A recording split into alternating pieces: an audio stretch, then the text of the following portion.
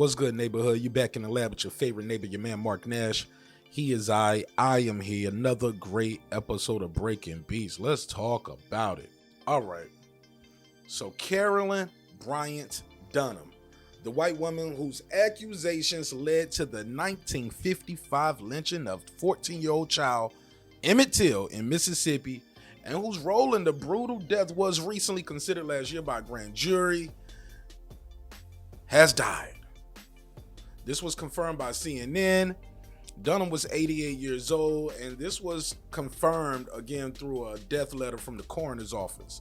Now, as you know, this brings a conclusion to a painful chapter for the Emmett Till family, as well as the black community as a whole. I mean, Bryant's situation was always so tragic for the family and for the community because she was never held accountable for her role in the death of Emmett Till. And you know, Emmett Till, his death ended up sparking a lot of things in the civil rights movement. If you didn't know, in 1955, this was in August, 14-year-old Emmett Till was beaten and shot to death after he allegedly whistled at Bryant. Bryant ended up remarrying twice after that, so I think her last husband was Donham. Later, her husband, Roy Bryant, and J.W. Millam took Emmett Till from his bed and ordered him into the back of a pickup truck and beat him for a very long time before finally shooting him in his head and tossing his body in the river. They were both acquitted of murder by an all-white jury, all-male, all-white jury, following the trial in which Carolyn Bryant testified that Emmett Till grabbed her and verbally threatened her. Millam, who died in 1980, and Bryant, who died in 1994, admitted to killing him in a 1956 interview with Look magazine. So they later confessed that, yeah, we got off, but we did that. In 2007, a Mississippi grand jury declined to indict Donham on any charges. Donham testified in 1955 that Emmett grabbed her hand, grabbed her waist, and propositioned her, saying he had been with white women before. But years later, when Professor Timothy Tyson raised that trial testimony in a 2008 interview with Donham, she claimed she told him that part is not true. The interview was included in Tyson's book, The Blood of Emmett Till.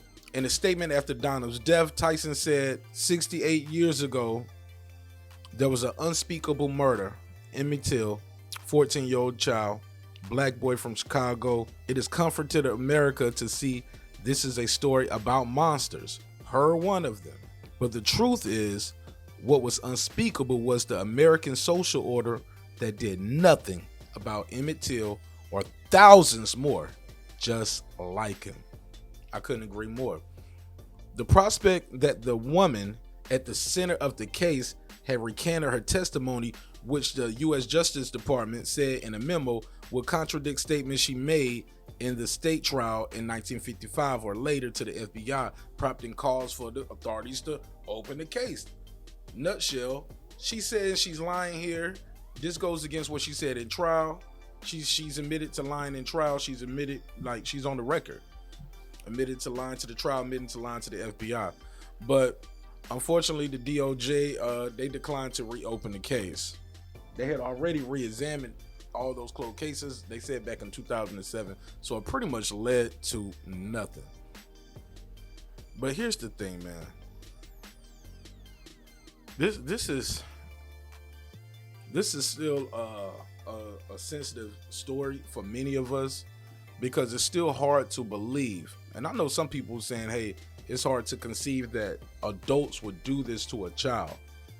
I heard the family of Carolyn Bryant said that she often felt sorry about this years later.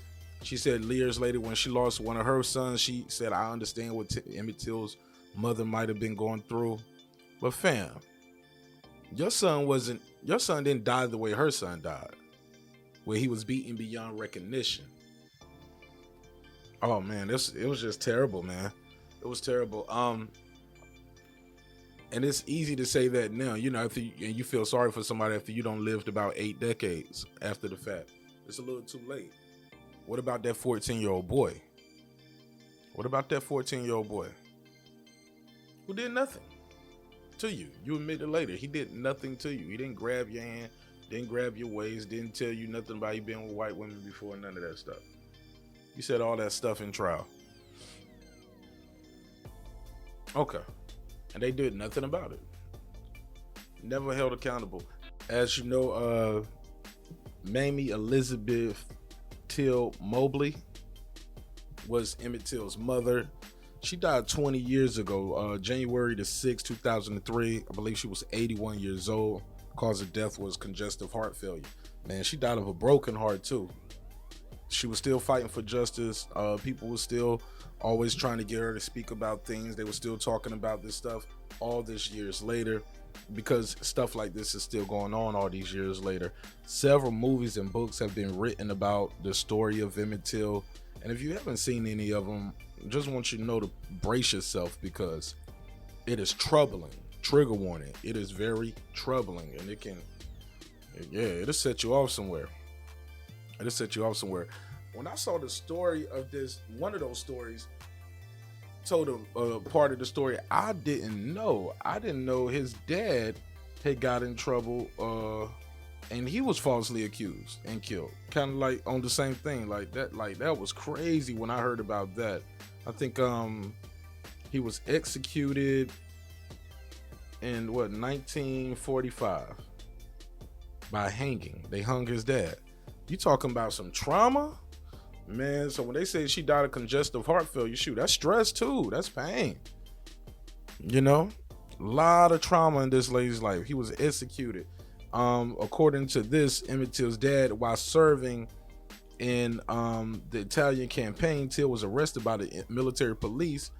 Him and a soldier, Fred A. McMurray, of the murder of Anna Zanchi, an Italian woman, and the rape of two others. A third soldier was granted immunity in exchange for testimony against them two. And after a short investigation, he and Murray were court-martialed, found guilty, sentenced to hanging by death, and hung. Emmett Till was only 4 years old around that time, and the details surrounding Louis Till's death were kept private and confidential from the family, and it was blocked by the United States Army. And all they told his family was her husband's death was due to willful misconduct. They didn't only find out to what happened to him 10 years afterwards, when Emmett Till himself is murdered, and you get two of the most racist senators at the time to release this information, James Eastman and John C. Stennis. They do this for what? They do this to make the people in the South try to tie the two together, saying, hey, look, his father was a rapist.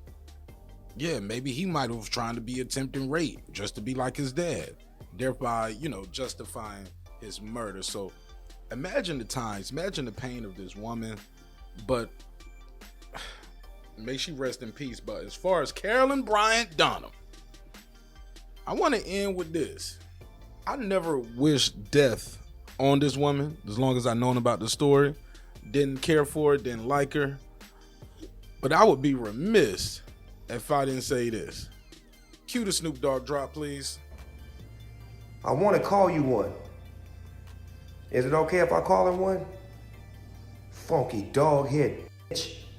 Oh, and if you are offended, if you are family, you are a friend, you come from the bloodline and the lineage, and you feel any kind of way about this, I just want y'all to know in uncertain terms how I feel about the death of Carolyn Bryant. Cue the Sam Jackson drop. Yes, they deserve to die, and I hope they burn in hell. Carolyn Bryant leaves behind a legacy of injustice, racial inequality, lies, and murder. This is good news for the black community that the last of the three murderers for Emmett Till are no longer walking the earth. Let's everybody give them a round of applause. Good night.